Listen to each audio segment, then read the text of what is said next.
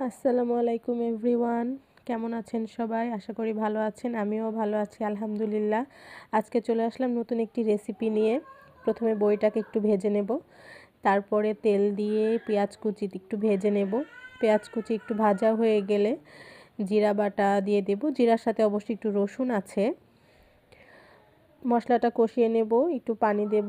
পানি দেওয়ার পরে লবণ, তারপরে হলুদের গুঁড়া, ঝালের গুঁড়া, একটু ধনিয়া গুঁড়া দিব, দিয়ে একটু কষিয়ে নেব। কষিয়ে নেওয়ার পরে আলুটা দিয়ে দেব। আলু দেওয়ার পরে একটু পানি দিয়ে আলুটাকে বেশ কিছুক্ষণ ধরে কষিয়ে নিব।